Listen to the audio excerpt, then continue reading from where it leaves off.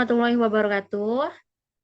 Yang saya hormati dosen mata kuliah komunikasi bisnis. Di sini kami dari kelompok 2 ingin mempresentasikan hasil eh, kerja kami yaitu tentang perusahaan yang telah kami buat yaitu PT Sehat Rasa Catering. Di sini izinkan kami untuk memperkenalkan diri. Di sini saya tidak sendiri, saya Ananda Zara Zahira dan teman-teman saya ada Novia Ardini, Siti Novi Widowati, Azahra Cahya Pramesti Putri, Kiren Anggun, dan Palomita Srimania dan Jelingka. Penyedia layanan makanan sehat dan terpercaya dengan kualitas terbaik bagi rumah sakit dan pelanggan umum melalui pengalaman bersantap yang higienis, nyaman, dan berkualitas. Kemudian misi kami adalah menyediakan layanan catering yang memenuhi standar gizi dan keamanan pangan, menghadirkan menu yang sehat dan variatif untuk pasien, menggunakan bahan baku berkualitas, meningkatkan kompetensi karyawan, menjalin kerja sama berkelanjutan dengan mitra, serta terus berinovasi untuk memenuhi kebutuhan pasar. Yaitu untuk menyediakan layanan catering rumah sakit yang memenuhi standar gizi, keamanan pangan, dan higienis untuk mendukung proses pemulihan pasien melalui makanan bergizi dan bercita rasa baik, sekaligus menghadirkan menu sehat yang variatif bagi pasien, tenaga medis, serta pelanggan umum dengan sistem pengolahan, penyimpanan, dan distribusi yang terkontrol dan berkualitas. Dan kunci keberhasilan yang pertama yaitu konsistensi kualitas layanan dan pemahaman kebutuhan pelanggan. Yang kedua, operasional yang efisien dan penggunaan bahan baku berkualitas. Ketiga, SDM kompeten dan bertanggung jawab. Keempat, inovasi produk dan pelayanan untuk menghadapi persaingan. Dan yang kelima, hubungan baik dengan pelanggan dan mitra untuk membangun kepercayaan berkelanjutan. Selanjutnya yaitu pembahasan. Untuk yang pertama yaitu gambaran produk. Sehat Rasa Catering menyediakan layanan catering dengan menu sehat dan higienis yang disesuaikan untuk kebutuhan rumah sakit dan konsumen restoran sehat. Produk utama meliputi catering rumah sakit yang terstandarisasi secara medis dan restoran sehat di mall yang menawarkan makanan praktis dan bergizi. Selanjutnya yaitu gambaran persaingan. Pasar dibagi menjadi 2 segmen utama, yaitu vendor catering konvensional rumah sakit yang lebih fokus pada harga dan serta restoran makanan sehat modern yang menonjolkan kualitas dan inovasi. Sehat Rasa bersaing dengan mengkombinasikan standar medis catering rumah sakit dengan cita rasa lokal dan konsep makanan sehat yang lebih terjangkau.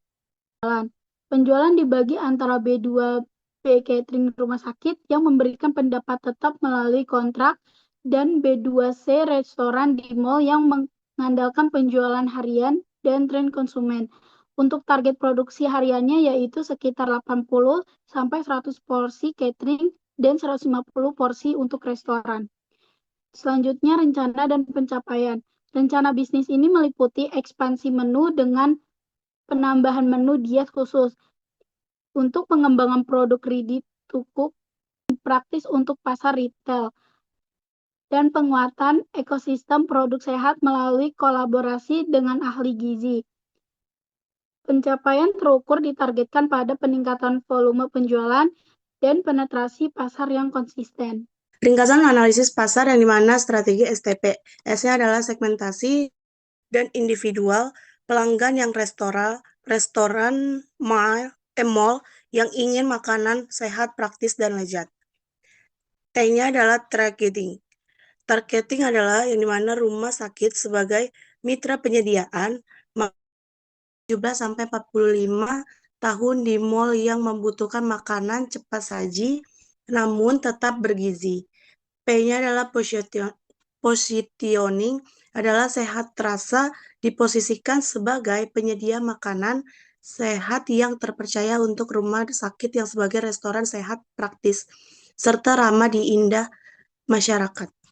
Ringkasan analisis usaha di mana kebutuhan catering rumah sakit yang sangat tinggi dan berlangsung setiap hari sehingga membuka peluang besar bagi sehat rasa yang menyediakan layanan makanan yang stabil dan berkelanjutan. Sementara ini, restoran di mall yang membantu memperkuat brand dan menarik pasar umum yang semakin peduli makanan sehat.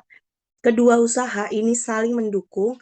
Catering memberikan pendapatan stabil, restoran meningkatkan citra dan jangkauan pelanggan. Dan dari strategi implementasi, strategi itu strategi produk yang sulit dikembangkan dengan menambah variatif pemilihan, namun tidak membawa identitas yang menunjukkan hendak menunjukkan bahan sehat yang tidak juga menimbangi dan filosofis.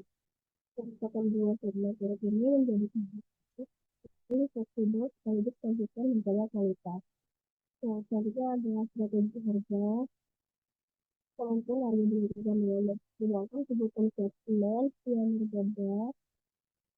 Segmen yang berbeda itu lalu lebih banyak mengikuti kontrak kerja sama dengan pihak manajemen perusahaan atau harga ketetapan berikutnya sama analisis, jumlah pasien per hari, pada niat, serta durasi kontrak. Yang terakhir adalah strategi distribusi, yaitu distribusi dilakukan melalui analisis syarat hasil perawatan atmosfer atau titik distribusi yang sudah ditentukan agar dilakukan. Tujuannya membuat kontrol kualitas lebih optimal supaya terkait suhu, kebersihan, dan kecepatan waktu tinggi. Diplomasi itu promosi dilakukan secara berbeda untuk dua segmen.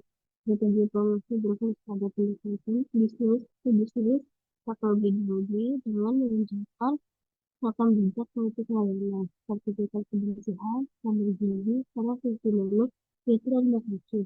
Bentuk promosi meliputi presentasi penawaran atau dengan pendekatan promosi yang segmentasi. Seperti ini, bagaimana catering mampu membangun operasional di masyarakat sekaligus tampil menarik bagi masyarakat setelah saat dinilainya.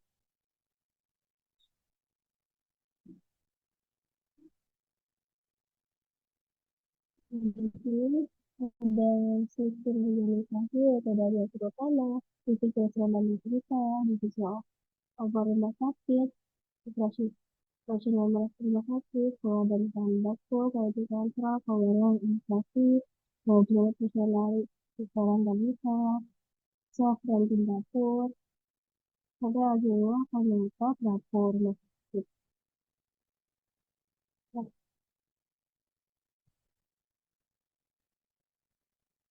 Nah, di sini ada ringkasan manajemen yaitu pembuatan direktur utama yang mengerti strategi pengembangan bisnis dan kerjasama dengan rumah sakit serta pihak luar. Manajer restoran mengelola operasional outlet, produk pelayanan, dan pengawasan dapur. Chef dan tim dapur bertanggung jawab pada pengolahan menu, standar rasa, dan kebersihan. Koordinator menangani pelayanan langsung kepada pelanggan di atas bawah. Koordinator dapur rumah sakit mengatur produksi makanan, pasien, dan tenaga medis sesuai standar higienitas. Pertamina berkoordinasi dengan penghubung rumah sakit untuk dilakukan sesuai kebutuhan pasien. Jika dalam ini divisi fokus keuangan, analisis, quality control, dan pengadaan meskipun sudah berjalan lancar. Itu apa? Itu cuma satu dari manajemen semuanya sudah siapa saja sudah ada di sini ada rencana SDM. Itu ada manajer pendidikan tenaga kerja sesuai jumlah dan potensi yang dibutuhkan perusahaan, kepolisian dapur sakit pada karyawan yang mengalami sanitasi dan pengawasan di SDM veteran yang dapat pada lebih cepat karena memiliki kemampuan komunikasi yang juga memberikan fasilitas sertifikasi sama lingkungan keamanan pangan, pelayanan, dan standar profesional dan meningkatkan kompetensi karyawan untuk mampu beradaptasi dengan jenis profesional, yaitu rumah sakit dan restoran atau mall. Kerja menjadi setiap posisi memiliki tugas jelas dan mendukung kualitas layanan perusahaan.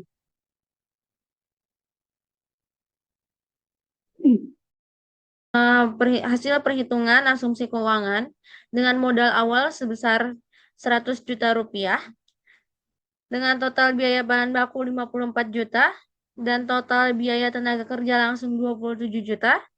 Lalu biaya overhead sebesar 18 juta dengan total HPP yaitu sebesar 99 juta. Selanjutnya untuk resto biaya bahan baku itu sebesar 25 juta ya. Selanjutnya resto untuk biaya bahan baku sebesar 25 juta dan total biaya tenaga kerja langsung 19 juta rupiah. Biaya overhead 52 juta dengan total HPP 96 juta rupiah. Lalu untuk biaya administrasi dan umum, total biaya administrasi dan umum yaitu sebesar 13 juta rupiah. Kewajiban atau membayar utang jangka pendeknya. Caranya adalah dengan membandingkan semua bagian yang ada di aktiva lancar dengan bagian di utang lancar. Dengan rumus Karanatio yaitu ratio sama dengan aset lancar dibagi liabilitas jangka pendek. Dengan rumus Karanatio sama dengan aset lancar dibagi liabilitas jangka pendek. Rasio yang digunakan untuk mengukur kemampuan perusahaan dalam memenuhi kewajiban jangka pendeknya yang segera jatuh tempo dengan menggunakan total aset lancar yang tersedia.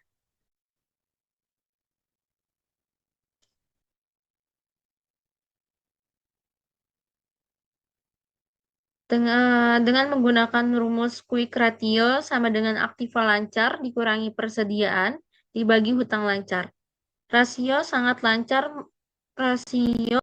lancar merupakan perbandingan antara aktiva lancar setelah dikurangi persediaan dengan hutang lancar. Selanjutnya rasio profitabilitas. Untuk mempertahankan keuntungan yang optimal secara berkelanjutan tidaklah mudah.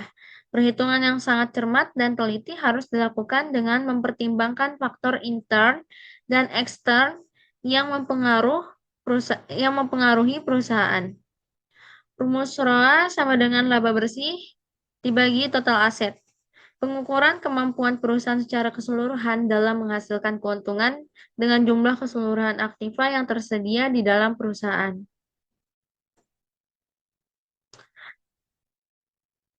Dengan rumus ROE sama dengan laba bersih dibagi ekuitas.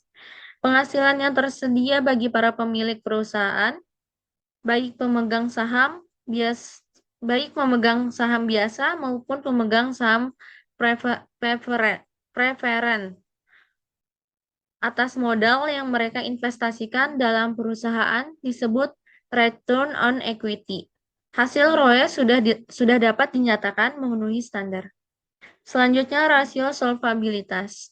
Untuk membayar kewajiban jangka panjangnya atau kewajiban-kewajibannya jika perusahaan dilikuidasi, rasio ini dapat dihitung dengan menggunakan pos-pos yang bersifat jangka panjang, seperti hutang jangka panjang dan aktiva tetap. Dengan menggunakan rumus debt to equity sama dengan total liability dibagi total equity. Rasio yang digunakan untuk menghitung seberapa banyak uang yang diberikan oleh kreditur kepada perusahaan dibandingkan dengan modalnya sendiri. Rasio liabilitas dengan modal sendiri adalah perbandingan antara liabilitas perusahaan dan modalnya sendiri.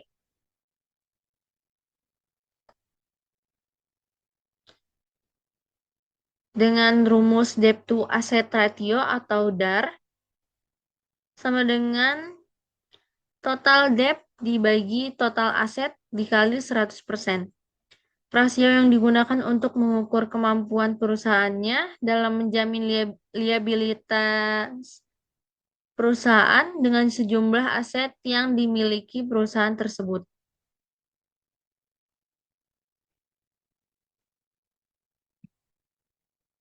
Perhitungan analisis break-even point merupakan kondisi yang bisa terjadi pada perusahaan, yaitu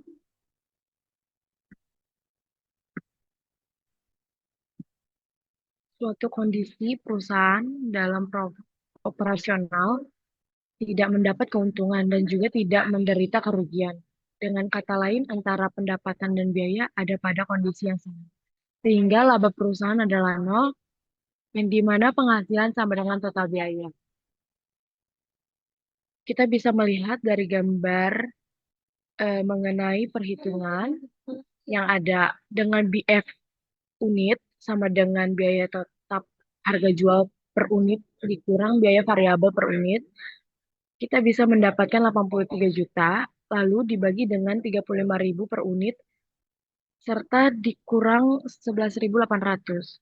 Yang kita dapat mengenai perhitungan BI unit itu adalah 3578 unit.